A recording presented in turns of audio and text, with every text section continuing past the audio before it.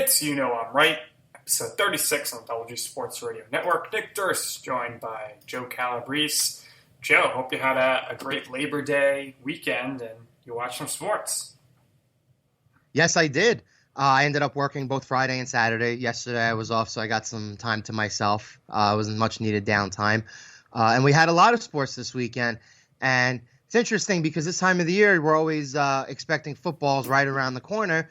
But because of everything that happened in the world, we now have the start of the NFL season coming along as we are in the thick of both the NBA and the Stanley Cup playoffs, which is really, really great. Baseball season's still on. So in a way, we kind of win because it's still relatively nice outside. If you've been able to go outside, get to enjoy the weather a little bit. And you have all four major professional sports to look forward to in some capacity. And in some ways, if you're like me and you're betting and you and you're betting a lot of money and you did good like I did last night, that's a great thing. So yeah, Joe, I think might have had a good weekend with his parlays. Kentucky Derby, a little disappointing. I mean, maybe because it's not 3 weeks in a row, but Kentucky Derby, Joe, one of the biggest events, usually starts the racing season. Unfortunately, there's not going to be Triple Crown this year. I heard the Rays weren't too good, but it's interesting. They started with the Belmont. Have you been to the Belmont? I feel like you've been to some. I have. Races. I have been to two different Belmont stakes. Nothing like that, right, Joe? I mean, there is absolutely nothing like that. And the one year that I didn't go was the year that American Pharoah ended up winning the Triple Crown, and for that I always kick myself because that's one of the events that over the course of your life, like you kind of miss the opportunity to go to a couple major things. I missed that on that opportunity, and obviously there's nothing like it.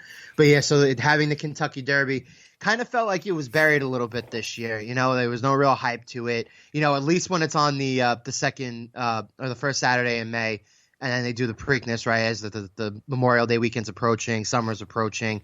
That's a really great time of the year for it. So, yeah, with everything else going on in the world, having all four sports on, all the major news stuff that's going on, it just feels like – it didn't even feel secondary. It wasn't on anybody's radar. So, very, very disappointing. But, yeah, there's nothing you could do about that. Yeah, I mean, it's summertime sadness, Joe. This summer – just flew, especially now with sports back, the pages just turning so quickly. I've never seen anything like this. No, absolutely not. It is what it is. Listen, we ended up, the summer wasn't entirely what we all thought it was going to be. A lot of places didn't open up like we were expected. But yeah, so I also wanted to share to our listeners that it was Authentic who won the Kentucky Derby. And obviously, Tiz the Law won the Belmont Stakes, and he was the super favorite going off in the Derby. And Authentic was one of the second or third choices on the board. So while he wasn't the favorite, he was one of the top choices in the race, and it was another Bob Baffert horse. So congratulations to Bob Baffert, and John Velasquez was the jockey. So I'm more of the horse racing guy between the two of us. My uncle owns a couple stakes in a couple of horse races, so he's really, really super into it too. But yeah, so usually the Kentucky Derby is what's kicking off the summer. And now we are transitioning from the end of the summer into the fall, and obviously you don't know what's going to happen in the world. You don't know if places are going to be opening up. To me, it seems like we are kind of at the place where even if places start to open up, they'd probably be quickly closing back down anyway because the fall season's right around the corner, the flu season's right around the corner, cold season's right around the corner. They're going to probably do something to try to mitigate the spread of just like the cold season and doing their best to handle that in addition to coronavirus. So, yeah, it's kind of depressing, summer, but it's not entirely over yet. You still got a couple more weeks of nice weather to go outside and enjoy it, so take advantage of it. Certainly, no doubt about it. Get outside, enjoy the weather, and it always is around this time of year. It's like, okay, now it's football time, Joe, but it doesn't really. I'm like, wow, football's starting this week, but there was no preseason or anything, and you got all the other sports going on, which never happened before: baseball, basketball, and hockey. So, you excited for this NFL season, or is it kind of like, all right, I'll have to watch the first week, then it's going to hit me? No, I'm absolutely excited for it, and it's a really, really good thing that you brought up the preseason because I was going to bring this up even if you didn't. The truth of the matter is that we did not have the whole hoopla and like all the news cycle that comes in late July and August with like different training camps. Obviously, people make out to preseason to be a bigger deal than what it really is. All preseason really is basically coaches getting a look to see who's going to fill out and round out their depth charts as opposed to who their guys are going to be at the major starting positions. To be perfectly honest, we didn't have a preseason, and I don't think anybody really missed it, you know?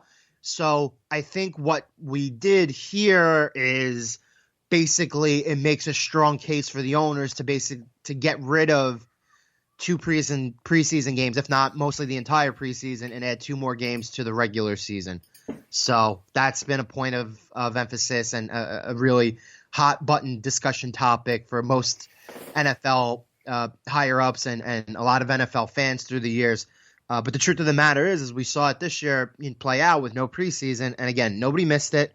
So this is going to be a really, really strong case for the owners when the next collective bargaining agreement comes up to solidify and lock in place potential extra regular season games, which is an extra source of revenue. And with that would probably come the idea of players, I guess, playing maybe like a mandatory set of games. You know what I mean? You know, I wouldn't expect players to play maybe an entire 18-game schedule. You could probably figure maybe 15, 16 games. And that might be a good thing because then you can expand roster sizes. You can give more guys an opportunity to play games, gives more people an opportunity to play their dreams, in addition to our man Dwayne "The Rock" Johnson purchasing the XFL and keeping those dreams alive. So, again, it's weird. I agree with this, what you're saying in the sense that like football is kind of creeping up on us and doesn't really feel like the NFL season is about to start. And I know a lot of people are kind of apathetic to the way to what's happening in the professional sports world because they use it as an escape, and that's a whole different topic that I don't want to get into right now. But yeah, I'm excited. I'm excited for fantasy football. I'm excited for watching the games. Most importantly, I'm excited for betting on the games. And Nick, you should go and tell our listeners more about that and more what you could expect of us from our other projects that we're doing, specifically our show for Sunday and all that. Yeah, so of course we had our first show on the Chris Landry Football Network. Joe and I live Sundays, 11 a.m. Eastern, and we, of course, talk some football. And thanks to American betting experts, we did some odds and whatnot. So, make sure you check that out. And, of course, continue to keep it locked here, and we will obviously be keeping you updated on everything, football and everything else throughout the season. Joe, you mentioned preseason, but that's a good thing. Maybe it's a bad thing because I think a lot of talented players were probably cut this past week because they just didn't have a chance to play in the preseason. So that's something the CBA would have to keep an eye on. They probably will expand. They are expanding the season. That was already voted on and approved. So that's starting next year. We have expanded playoffs. A lot of stuff there to digest. But I think we got to keep an eye on this, which I think September is going to be a lot of sloppy play in the NFL because the guys just haven't been hitting as much as they usually are. And I think the offense is going to be benefiting big time in the first month of the season. What do you think? Yeah, I agree with that. I think there's going to be a lot of sloppy play right out of the gate. But I do think that mostly every team in the NFL that kept what they had intact last year will probably benefit from this the most. So we did for the Landry Football, we did we ran down the over-unders for all the team totals back on Sunday. So I would assume that if logic prevails, that means that teams who are either breaking in a new key starter at a position like quarterback, maybe like Tampa, maybe they don't really start out of the gate as hot as everybody thinks they will. You might see a team like Carolina who has a new head coach and who's breaking in a lot of new players, a whole new system. Maybe they don't really start out of the gate as hot as everybody thinks. There is definitely that possibility there. And obviously the name of the game is quality. You want quality football, and what the preseason does is gives some guys the opportunity just to get a little more into game shape and fine tune their overall stamina for when the regular season comes. So it's very possible you may see some sloppy football to start, and it's very possible you may not. Case in point is look at what the NHL and the NBA did, right? They basically resumed play as soon as they started again. The NBA had that brief period of time with the bubble just to kind of appease Vegas, so to speak. But a lot of those athletes came right in, right off the layoff. And although it probably took, I would say, 2 or 3 games, a lot of those guys look like to be in midseason form very, very quickly, right? So maybe we're giving a lot of the players, I would give the players the benefit of the doubt here. Maybe we're underselling what they're capable of right out of the gate, but it's certainly possible that we may see some sloppy football. So we'll see. We'll see. I'm looking forward to it. Sloppy football. We got to talk about some sloppy baseball, though. What's going on with your Yankees, Joe? I mean, they're reeling. I think they'll still at least make the 8th seed of the playoffs, but they're teetering. They are dangerously close to falling out of the playoff picture altogether. And you're right. They're right there on the cusp, but over the course of the last 2 weeks or so, it just has not been pretty whatsoever. I believe their record over the past 20 games is 6-14. And they started pretty hot right out of the gate. They were one of the best teams in baseball. The Rays did not start hot at all. And it seems like it's been a tale of 2 different seasons so far. The Rays were terrible the first 2 weeks of the season, and they simply just pushed the on button, and they've been going ever since. They've been easily the best team in the American League East. And the Yankees have seemed to be going in the total opposite direction. It seems like their starting pitching for the most part has still been solid.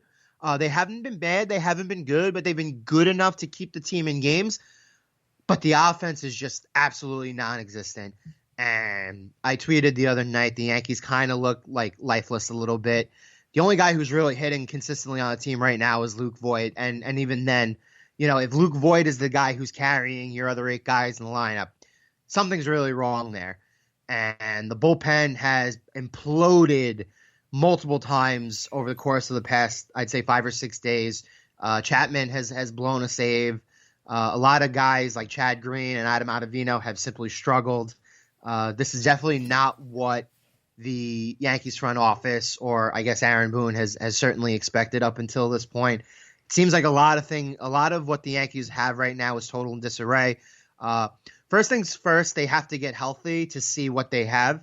And I'm hoping that they could at least hold on to lock themselves into either the second place in the division, which all the second place finishers in each division were guaranteed to make the playoffs this year because of the whole MLB rule change to accommodate for the COVID stuff. And even then, there are 2 wildcard spots. And to me, it seems like the Yankees, even if with everything going on, they're probably good enough to lock themselves into one of those 2 wildcard spots. But you never know. They're in total free fall, and it's something that we haven't seen, I would say, since at least 2013-14. The Yankees haven't been this bad in 5 or 6 years, and you can make a strong case that this is the weakest the Yankees roster has been since probably the early 90s. So for a lot of people, especially us, we were born in 1992, I haven't seen a Yankees team, honestly, this bad in maybe my whole lifetime. That's crazy to think about. So we'll see what happens. I'm going to stay optimistic, but the truth of the matter is that they've given no reason for optimism the last 2 weeks. Listen, I'm definitely enjoying watching what's going on with the Yankees right now. As a lifelong, yeah, I bet you do. As a lifelong New Yorker, which I think is great. But the Yankees are okay. I mean, look, they got injuries, right? So you got half the team out. Last year, it was funny because they had the injuries and they still were good. And everyone was saying, "Oh, look how great we are." Now this year, it seems like the excuse is, "Oh, well, we got our minor league players in here." So which one is it? I don't know which way to go. Pitching hasn't been great in the bullpen. What about your guy Aaron Boone? I think he's definitely back next year, but next year he's got to win or he's going to end up going home. Yeah, I think so. We have a sample size. We know when they're healthy and fully capable. And honestly, even the last 2 years, they haven't really been fully healthy at any point, but they were still capable of winning 100 games over the course of a full season, so you can't really totally discredit Aaron Boone. I do have issues with the way he's managed the pitching staff this year.